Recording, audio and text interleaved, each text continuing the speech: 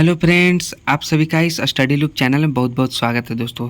तो हम लोग इस वीडियो में किरण पब्लिकेशन का बीपीएससी बिहार प्राथमिक शिक्षक जो कक्षा 1 से 5 के लिए है, उसमें हम लोग समान अध्ययन का प्रैक्टिस सेट देख रहे हैं। किसका? समान अध्ययन का, जो कि 5 ऑप्शन वाला है, जो कि एकदम न्यू एकदम फ्रेश सेट है दोस्तों, और इसमें कोई लिपापोती नहीं है दोस्तों। और जो सभी प्रैक्टिस सेट है दोस्तों एनसीईआरटी एवं एससीईआरटी पैटर्न पर आधारित है, और इन सब्जेक्टों से वो प्रश्न पूछे जाएंगे दोस्तों। देखिए ये टॉपिक से, और कुल 120 प्रश्न है, और कुल अंक भी कितने 120 हैं, और समय 2 घंटा है। लेकिन हम लोग इसे 1 घंटे से भी कम में कवर करेंगे दोस्तों। तो ये रहा हमारा मॉडल प्रैक्टिस सेट। तो हमारा ये मॉडल प्रैक्टिस सेट नंबर कितना है दोस्तों? 6 है। कितना है? 6, जो कि इन सब्जेक्टों से प्रश्न पूछे जाएंगे। गणित, रीजनिंग, समान जागरूकता, समान विज्ञान, सामाजिक विज्ञान, भारतीय राष्ट्रीय आंदोलन, भूगोल और पर्यावरण। तो दोस्तों हम लोग इस वीडियो में गणित एवं रीजनिंग के प्रश्नों को नहीं देखेंगे, क्योंकि अगर प्रश्नों को देखेंगे तो वीडियो काफ़ी लंबा चला जाएगा। इसे खुद से आपको घर में बैठकर सॉल्व करना पड़ेगा दोस्तों। तो अगर आप लोगों ने चैनल को नहीं सब्सक्राइब किया तो प्लीज़ चैनल को सब्सक्राइब कर लीजिए दोस्तों, क्योंकि हम लोगों ने इससे पहले पूरे 5 सेट बना चुके हैं। Set 1, set 2, set 3, set 4, set 5, पूरे हम लोग पाँचों सेट बना चुके हैं, जो कि आपको बिहार प्राथमिक शिक्षक 1 to 5 के लिए बहुत ही इंपॉर्टेंट है दोस्तों, पाँचों सेट। तो चलिए हमारा practice set number, model set number कितना रहा? 6 रहा, जो कि मैथ और रीजनिंग से प्रैक्टिस सेट स्टार्ट होंगे। किससे? मैथ और रीजनिंग से। देखिए हमारा पहला प्रश्न जो कि मैथ से है, और मैथ से पूरे कितने 20 प्रश्न होंगे, और रीजनिंग से भी पूरे 20 प्रश्न होंगे। यानी कि मैथ और रीजनिंग से टोटल मिलाकर 40 प्रश्न होंगे दोस्तों, जो कि आपको खुद से सॉल्व करने होंगे।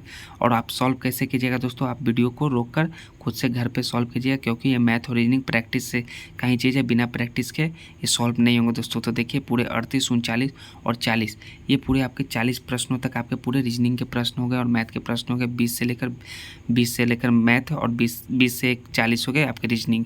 तो चलिए दोस्तों, हमारा अब आया समान जागरूकता, समान विज्ञान, सामाजिक विज्ञान, भारतीय राष्ट्रीय आंदोलन, भूगोल और पर्यावरण से संबंधित जितने प्रश्न होंगे दोस्तों, हम लोग इस वीडियो में देखेंगे, बारी बारी से बारीकी से देखेंगे। तो चलिए हमारा पहला प्रश्न क्या है? महात्मा बुद्ध ने अपना पहला धर्मचक्र प्रवर्तन किस स्थान पर दिया? तो महात्मा बुद्ध ने अपना पहला धर्मचक्र प्रवर्तन किस स्थान पर दिया दोस्तों? तो देखिए यहाँ 5 ऑप्शन है दोस्तों। ऑप्शन 1, 2, 3, 4, 5। पहला है लुम्बिनी, पाटलिपुत्र, सारनाथ। उपयुक्त में से एक से अधिक और उपयुक्त में से कोई नहीं। तो दोस्तों ये सभी फ्रेश न्यूज सेट हैं दोस्तों, जो कि 5 ऑप्शन वाले। तो प्लीज़ दोस्तों जल्द से जल्द चैनल को सब्सक्राइब कीजिए। तो चलिए हमारा इस प्रश्न का क्या आंसर होगा दोस्तों? जो सटीक आंसर होगा दोस्तों, या क्या होगा दोस्तों? पहला धर्मचक्र परिवर्तन सारनाथ में दिए। कहाँ दिए? सारनाथ में। यानी कि ऑप्शन नंबर 2 इसका करेक्ट आंसर होगा, सारनाथ।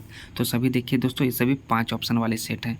हमारा नेक्स्ट प्रश्न है, भारत के संविधान की उद्देशिका में निहित शब्दों का प्रयोग कर रिक्त स्थान की पूर्ति करें। हम के बाद क्या होगा दोस्तों? कौन सा रिक्त स्थान इसमें भराएगा दोस्तों? तो हम के बाद क्या भराता है? हम भारत के लोग। क्या भराता है? हम भारत के लोग, भारत को एक संपूर्ण, यानी कि इसका रिक्त जो स्थान भराएगा वो होगा हम भारत के लोग। भारत के लोग इसका करेक्ट आंसर होगा, यानी कि ऑप्शन नंबर 3 इसका करेक्ट आंसर होगा। नेक्स्ट है, उस स्थान का नाम बताएं जहां बौद्धों की मान्यता के अनुसार गौतम बुद्ध ने अपनी मृत्यु के बाद परिनिर्वाण प्राप्त किया। तो उस स्थान कौन सा स्थान है दोस्तों जहां परिनिर्वाण प्राप्त किया गौतम बुद्ध ने दोस्तों? तो उस स्थान का नाम है दोस्तों, वो है कुशीनगर। कौन सा है? कुशीनगर। यानी कि ऑप्शन नंबर 2 इसका करेक्ट आंसर होगा, जहाँ परिनिर्वाण प्राप्त किया। नेक्स्ट है, मुगल प्रशासन में मुहतसिब था। क्या है? मुहतसिब था। मुगल प्रशासन में मुहतसिब कौन था दोस्तों? तो जो मुहतसिब का जो कार्य था दोस्तों, वो था लोक आचरण अधिकारी था। कौन था मुहतसिब? लोक आचरण अधिकारी था मुगल प्रशासन में, यानी कि ऑप्शन नंबर 3 इसका करेक्ट आंसर है। हमारा नेक्स्ट है, संघ सूची, राज्य सूची और समवर्ती सूची भारतीय संविधान की किस अनुसूची में शामिल है? तो ये जो तीनों संघ सूची, राज्य सूची और समवर्ती सूची हैं, वो किस अनुसूची में शामिल है दोस्तों? इसका जो करेक्ट आंसर होगा वो है 7वीं अनुसूची में शामिल है। किसमें? 7वीं अनुसूची में। यानी कि ऑप्शन नंबर 1 इसका करेक्ट आंसर है, 7वीं अनुसूची। हमारा नेक्स्ट है, अलाउद्दीन खिलजी के आक्रमण के समय देवगिरी का शासक कौन था? तो देवगिरी का शासक कौन था अलाउद्दीन खिलजी के आक्रमण के समय? इसका जो करेक्ट आंसर होगा इन 5 में से रामचंद्र देव था, जो देवगिरी का शासक था। यानी कि ऑप्शन नंबर 1 इसका करेक्ट आंसर रामचंद्र देव। हमारा नेक्स्ट है, निम्नलिखित में से किसको संविधान द्वारा मौलिक अधिकारों को लागू करने की शक्ति दी गई है? तो किसको शक्ति दी गई है दोस्तों? इन आप ऑप्शन देखिए दोस्तों, भारत के सभी न्यायालयों को, सांसद को, राष्ट्रपति को, किसको शक्ति दी गई है दोस्तों? जो शक्ति दी गई है वो संसद को दी गई है। किसको? संसद को दी गई है। यानी कि ऑप्शन नंबर 2 इसका करेक्ट आंसर होगा दोस्तों, संसद। हमारा नेक्स्ट है, विश्व आर्थिक मंच क्या है? विश्व आर्थिक मंच यानी वर्ल्ड इकोनॉमिक फोरम का मुख्यालय निम्न में से किस शहर में स्थित है? तो विश्व आर्थिक मंच का मुख्यालय किस शहर में स्थित है दोस्तों? इन पांचों ऑप्शन में से किस शहर में स्थित है? तो इसका जो करेक्ट आंसर होगा दोस्तों वो जिनेवा स्विट्जरलैंड। कहाँ? जिनेवा स्विट्जरलैंड में स्थित है, यानी कि ऑप्शन नंबर 2 इसका करेक्ट आंसर होगा दोस्तों, जिनेवा स्विट्जरलैंड। हमारा नेक्स्ट है 1856। क्या है? 1856 के सिपाही विद्रोह में सिपाहियों को किस कंपनी द्वारा बनाए गए कारतूसों पर आपत्ति थे? तो 1856 के सिपाही विद्रोह नहीं दोस्तों, 1857 के हम लोग सिपाही विद्रोह जानते हैं। क्या है? 1857 के सिपाही विद्रोह। लेकिन 1856 के सिपाही विद्रोह में सिपाहियों के किस कंपनी द्वारा बनाए गए कारतूस पर आपत्ति थी दोस्तों? तो कौन सी कंपनी थी दोस्तों? वो थी इनफील्ड। किस कंपनी के कारतूस थे? इनफील्ड के, यानी कि ऑप्शन नंबर 2 इसका करेक्ट आंसर होगा दोस्तों, इनफील्ड। हमारा नेक्स्ट है निम्न में कौन मुख्य रूप से मद्रास के होम रूल लीग की स्थापना से संबंधित है? तो होम रूल लीग के स्थापना से कौन संबंधित है दोस्तों इनमें से? तो वो थे दोस्तों कौन थे? Annie Besant. कौन थे? एनी बेसेंट थे होम रूल लीग की स्थापना से, यानी कि ऑप्शन नंबर 3 इसका करेक्ट आंसर होगा दोस्तों, एनी बेसेंट। हमारा नेक्स्ट है 1872 में राम मोहन राय ने एक नई धार्मिक संस्था का स्थापना की जिसे किस सभा कहा जाता, जिसे ब्लैक खाली स्थान सभा कहा जाता था, जो बाद में ब्रह्म समाज के नाम से भी जाना गया। तो कौन सा सभा कहा जाता था दोस्तों? वो कहा जाता था आत्मीय सभा। कौन सा? आत्मीय सभा कहा जाता था, यानी कि ऑप्शन नंबर 1 इसका करेक्ट आंसर हो दोस्तों, आत्मीय सभा, जिसे बाद में ब्रह्म समाज के नाम से जाना गया। हमारा नेक्स्ट है स्वामी विवेकानंद द्वारा। क्या है? स्वामी विवेकानंद द्वारा 1879 में क्या शुरू किया गया था? स्वामी विवेकानंद द्वारा 1879 1879 में तो जो शुरू किया गया था दोस्तों वो रामकृष्ण मिशन की स्थापना हुई थी स्वामी विवेकानंद द्वारा, यानी कि ऑप्शन नंबर 3 इसका करेक्ट आंसर होगा दोस्तों, रामकृष्ण मिशन की स्थापना स्वामी विवेकानंद की थी 1879 ईस्वी में। हमारा नेक्स्ट है दोस्तों 1795 और 1804 के बंगाल विनियमन, क्या बंगाल विनियमन अधिनियमों ने घोषित किया? क्या घोषित किया दोस्तों? 1795 और 1804 के बंगाल विनियमन तो घोषित किया कि कन्या हत्या को अवैध, क्या घोषित किया? कन्या हत्या को अवैध घोषित किया, यानी कि ऑप्शन नंबर 2 इसका करेक्ट आंसर होगा। हमारा नेक्स्ट है मैकमोहन। क्या है? मैकमोहन यानी मैकमोहन रेखा चीन के तिब्बती क्षेत्र और भारत के उत्तर पूर्व क्षेत्र के बीच की सीमा रेखा है, जिसे ब्रिटिश औपनिवेशिक प्रशासन हेनरी मैकमोहन ने 1914 में संधि पत्र में प्रस्तावित किया था। तो दोस्तों वो कहाँ 1914 में संधि पत्र में प्रस्तावित किया था दोस्तों? तो जिसका करेक्ट आंसर होगा दोस्तों वो शिमला में। कहाँ? शिमला में, यानी कि ऑप्शन नंबर 2 इसका करेक्ट आंसर होगा शिमला। क्या? शिमला होगा। नेक्स्ट है 18 फरवरी 1930 को हुई चिटग्राम शस्त्रागार छापे की घटना का नेतृत्व किया था। कौन किया था? जिसमें क्रांतिकारियों ने डपाड़ा में स्थित पुलिस शस्त्रागार पर कब्जा कर लिया था। तो जो ब्रैकेट स्थान है उसमें कौन किया था दोस्तों? तो जो इसका करेक्ट आंसर होगा 55 नंबर का वो किया था गणेश घोष। किसने किया था? गणेश घोष ने, यानी कि ऑप्शन नंबर 2 इसका करेक्ट आंसर है गणेश घोष। हम नेक्स्ट है भारत की समुद्री सीमा तटीय किनारों से कितनी दूरी तक समुद्र में फैली हुई है? कितनी दूरी तक समुद्र में फैली हुई दोस्तों? 18, 24 या 12? तो जो फैली हुई दोस्तों वो 12 समुद्री मील तक। कितना? 12 समुद्री मील, यानी कि ऑप्शन नंबर 3 इसका करेक्ट आंसर है 12 समुद्री मील। हमारा नेक्स्ट है निम्नलिखित में से कौन सा देश आंशिक या पूर्ण रूप से सहारा रेगिस्तान में नहीं आता है? तो कौन सा देश पूर्ण रूप से या आंशिक रूप से नहीं आता है दोस्तों?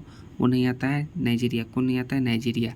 अल्जीरिया और लीबिया आता है दोस्तों, जबकि नाइजीरिया नहीं आता है, यानी कि ऑप्शन नंबर 3 इसका करेक्ट आंसर है नाइजीरिया, इन पांचों ऑप्शन में से। नेक्स्ट है माउंट किलिमंजारो किस देश में स्थित एक निष्क्रिय ज्वालामुखी है? तो माउंट किलिमंजारो जो है वो कहाँ है? तंजानिया। कहाँ? तंजानिया में स्थित है। कहाँ? तंजानिया में, यानी कि ऑप्शन नंबर 1 इसका करेक्ट आंसर है। और तंजानिया में स्थित एक निष्क्रिय ज्वालामुखी है माउंट किलिमंजारो।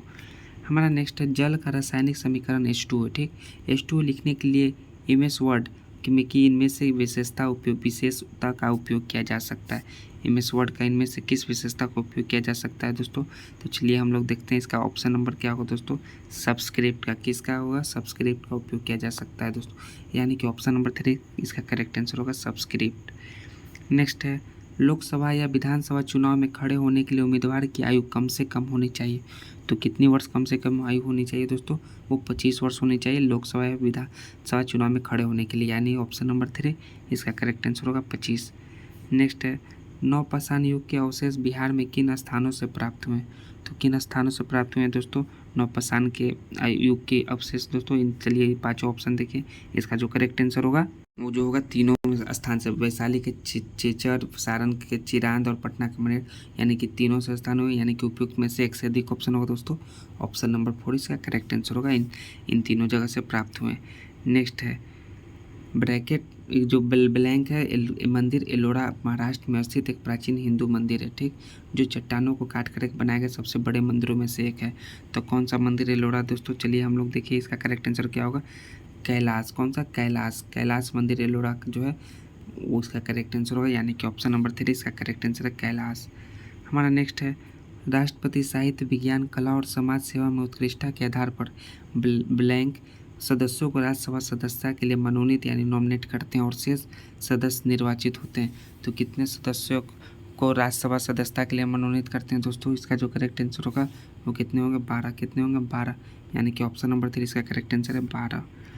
नेक्स्ट है दिवंगत नेता अभिनेता कुमुदलाल गांगुली, जिन्हें उनके मंचीय नाम अशोक कुमार से भी जाना जाता है, का जन्म बिहार के निम्नलिखित में से किस शहर में हुआ था? किस शहर में हुआ था दोस्तों? इनका जो जन्म हुआ था वो हुआ था भागलपुर में। किस में हुआ था? भागलपुर में हुआ था, यानी कि ऑप्शन नंबर 3 इसका करेक्ट आंसर है भागलपुर। हमारा नेक्स्ट है 1940 में पटना महिला महाविद्यालय की स्थापना निम्नलिखित में से किस समाज द्वारा की गई थी? तो किस समाज द्वारा की गई थी दोस्तों? इसका जो करेक्ट आंसर होगा सिस्टर ऑफ द एपोस्टोलिक कॉर्मेल। किस समाज द्वारा?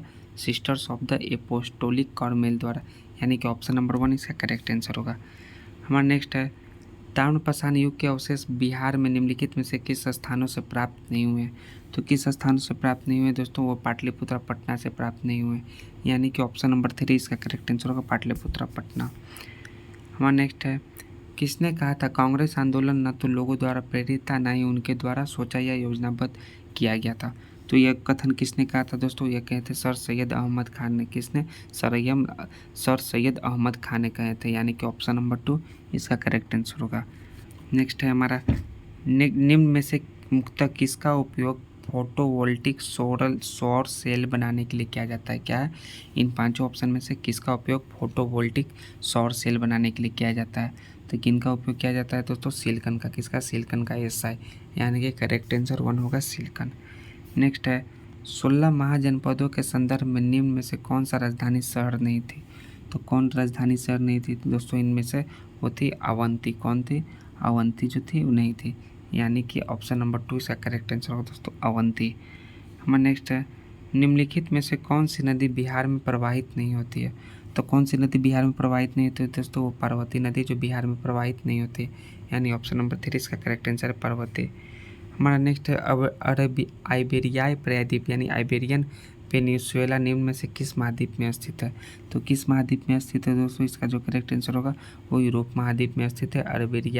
आइबेरियाई प्रायद्वीप यानी आइबेरियन पेनिनसुला, यानी ऑप्शन नंबर 3 इसका करेक्ट आंसर है यूरोप महाद्वीप। चलिए हमारा नेक्स्ट है कार्बोहाइड्रेट कितना ऊर्जा प्रदान करते हैं? ब्लैंक है दोस्तों, इसमें करेक्ट आंसर क्या होगा दोस्तों? कार्बोहाइड्रेट प्रदान करते हैं कितना? 4 kcal पर ग्राम। कितना? 4 kcal पर ग्राम ऊर्जा प्रदान करते हैं, यानी कि ऑप्शन नंबर 3 इसका करेक्ट आंसर होगा। हमारा नेक्स्ट है निम्न में से कौन सा विटामिन वसा में घुलनशील नहीं है? तो कौन सा विटामिन वसा में घुलनशील नहीं है दोस्तों? वो विटामिन ई। कौन सा? Vitamin A, C, E। इनमें से कौन सा विटामिन ई जो है वसा में घुलनशील है? ए भी विटामिन वसा में घुलनशील, लेकिन विटामिन सी जो है वसा में घुलनशील नहीं है दोस्तों, यानी कि ऑप्शन नंबर सी इसका करेक्ट आंसर होगा ऑप्शन नंबर 2। और विटामिन सी इसका करेक्ट आंसर होगा विटामिन सी जो वसा में घुलनशील नहीं है। बादाम कौन से विटामिन में समृद्ध होते हैं? तो बादाम जो है कौन से विटामिन में समृद्ध होते हैं दोस्तों? इसका जो करेक्ट आंसर होगा वो विटामिन ई में। किसमें? विटामिन ई में बादाम समृद्ध होते हैं, यानी कि ऑप्शन नंबर ई इसका करेक्ट आंसर है। नेक्स्ट है शरीर में तरल पदार्थ के संतुलन को बनाए रखने के साथ साथ हृदय की मांसपेशियों के सही तरीके से काम करने के लिए महत्वपूर्ण है। तो क्या महत्वपूर्ण है दोस्तों? वो है पोटेशियम। क्या महत्वपूर्ण है? पोटेशियम महत्वपूर्ण है, यानी कि ऑप्शन नंबर 3 इसका करेक्ट आंसर होगा पोटेशियम। हमारा नेक्स्ट है एक वयस्क व्यक्ति के में लाल रंग कोशिकाओं की सामान्य संख्या मिलियन में होती है। कितने होती है दोस्तों? इसका जो करेक्ट आंसर होगा वो क्या होगा? वो होगा 4.6 से लेकर 6.2 तक, यानी कि ऑप्शन नंबर 3 इसका करेक्ट आंसर होगा। हमारा नेक्स्ट है जल संक्रमण संयंत्रों में घुले हुए ठोस पदार्थों को हटाने के लिए क्या उपाय किए जाते हैं? तो कौन से उपाय किए जाते हैं दोस्तों? वो रिवर्स ऑस्मोसिस, आसवन और आयन एक्सचेंज, ये उपाय किए जाते हैं दोस्तों जल संक्रमण संयंत्र में घुले हुए ठोस पदार्थ हटाने के लिए, यानी ऑप्शन नंबर 3 इसका करेक्ट आंसर होगा। नेक्स्ट है, निम्नलिखित में से कौन सा यौगिक संगमरमर का एक प्रमुख घटक है?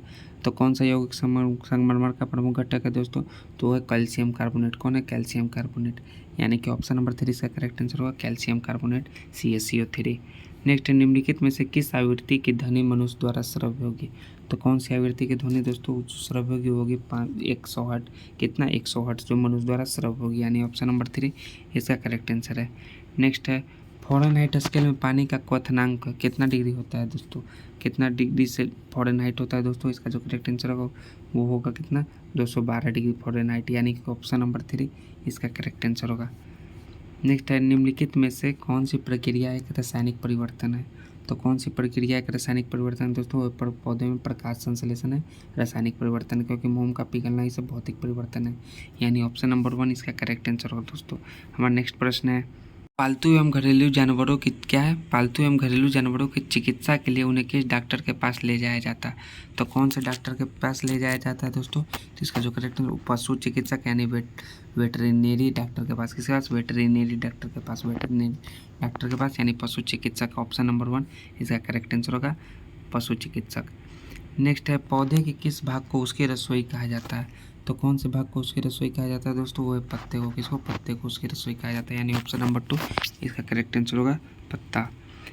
नेक्स्ट है, उस स्त्री का नाम था जिसने चिपको आंदोलन की शुरुआत की तथा अपना जीवन बलिदान कर दिया। उस स्त्री का क्या नाम था दोस्तों? वो थे अमृता देवी बिश्नोई। कौन थे? अमृता देवी बिश्नोई, यानी ऑप्शन नंबर 1 ऑप्शन नंबर 3 इसका करेक्ट आंसर है अमृता देवी बिश्नोई। हमारा नेक्स्ट है, शहरों में सड़कों के किनारे लगे पौधों की देखरेख करता है। कौन करता है दोस्तों? वो करता है नगर निगम। कौन करता है? नगर निगम करता है, यानी कि ऑप्शन नंबर 3 इसका करेक्ट आंसर नगर निगम।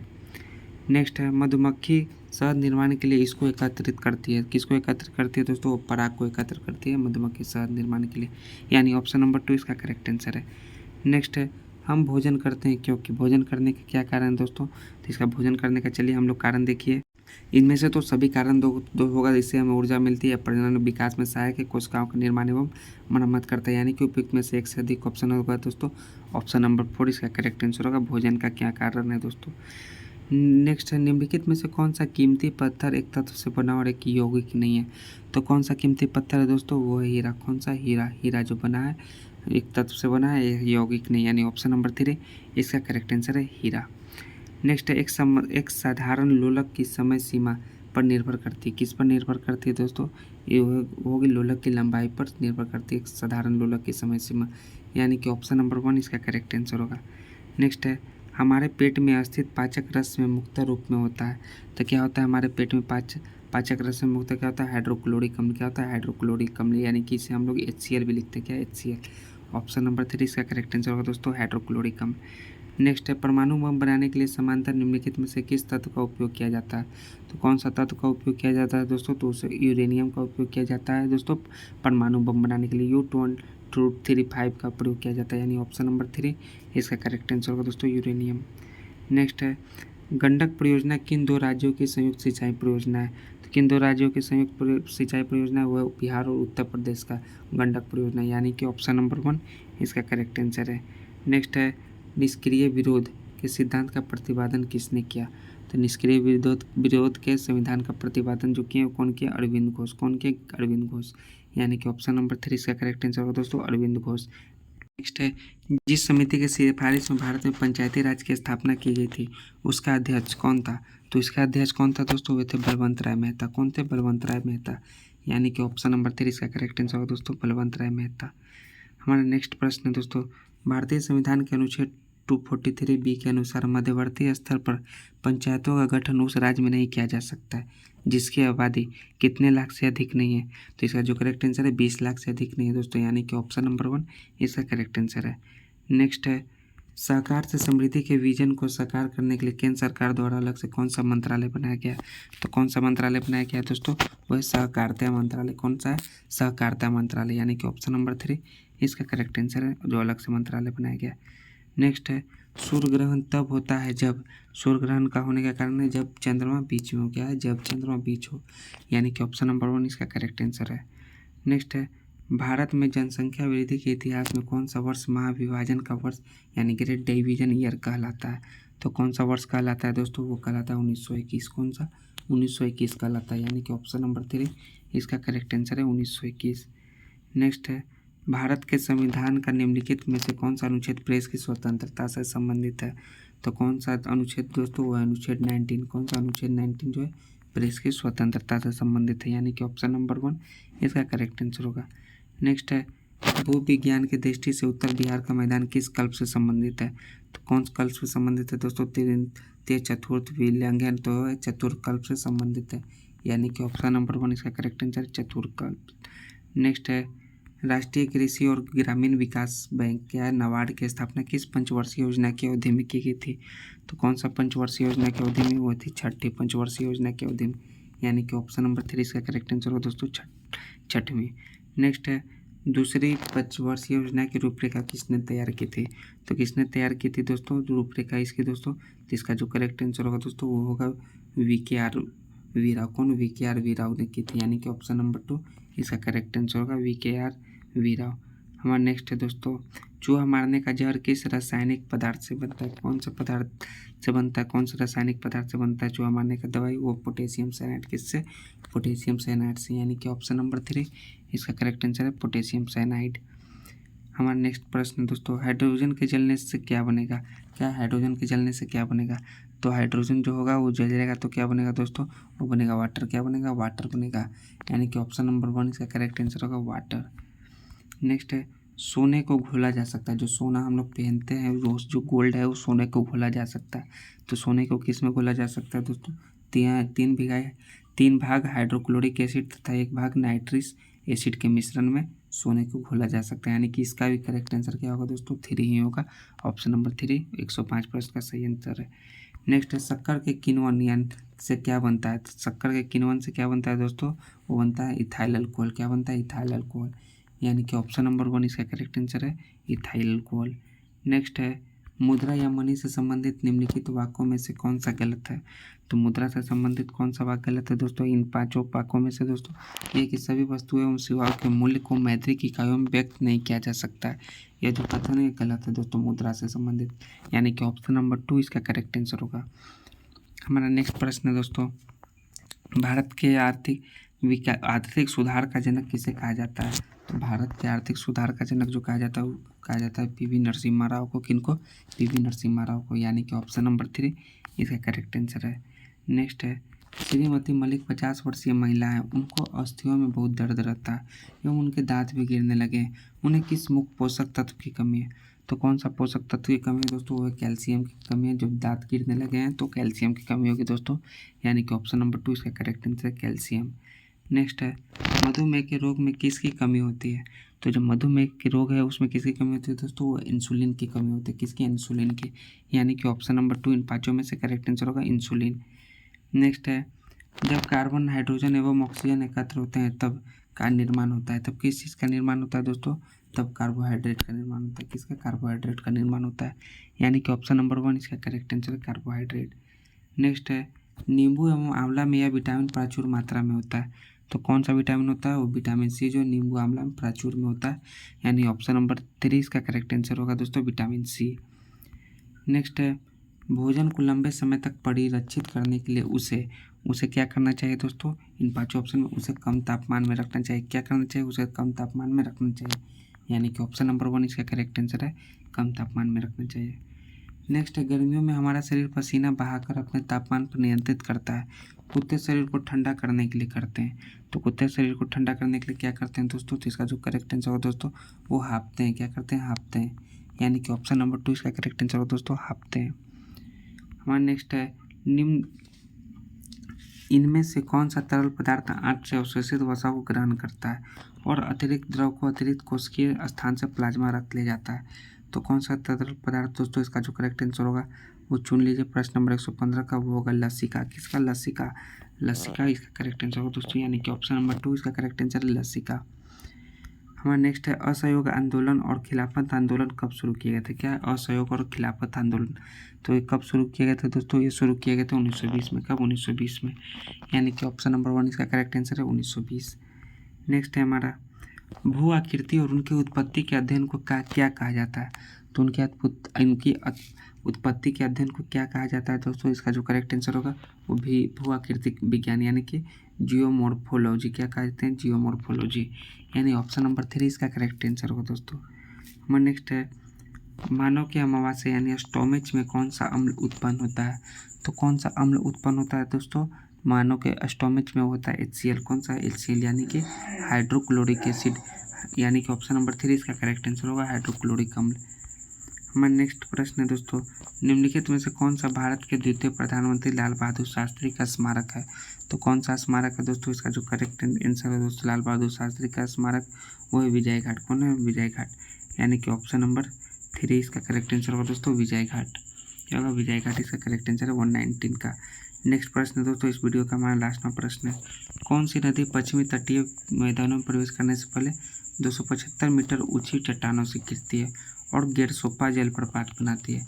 तो कौन सी नदी दोस्तों, इसका जो करेक्ट आंसर होगा जो गेरसोप्पा जलप्रपात बनाती है, इसका जो करेक्ट आंसर है शरावती। कौन है, शरावती, शरावती नदी, यानी कि ऑप्शन नंबर 3 इसका करेक्ट आंसर होगा दोस्तों शरावती। तो हम लोगों ने इसमें पूरे कितने, हम लोगों ने 120 प्रश्नों तक देखा है जो कि 41 से लेकर 120 तक था। तो दोस्तों अगर आपको ये चैनल अच्छा लगा, आपको वीडियो अच्छा लगा तो प्लीज़ चैनल को सब्सक्राइब कर लीजिए दोस्तों, क्योंकि आपको बीपीएससी प्राथमिक शिक्षक से रिलेटेड बहुत सारे आपको वीडियो मिल जाएंगे, बहुत सारे प्रैक्टिस सेट मिल जाएंगे दोस्तों। तो जय हिंद दोस्तों, थैंक्स दोस्तों। हम लोग नेक्स्ट वीडियो मिलते हैं नेक्स्ट प्रैक्टिस सेट, अगले प्रैक्टिस सेट के साथ।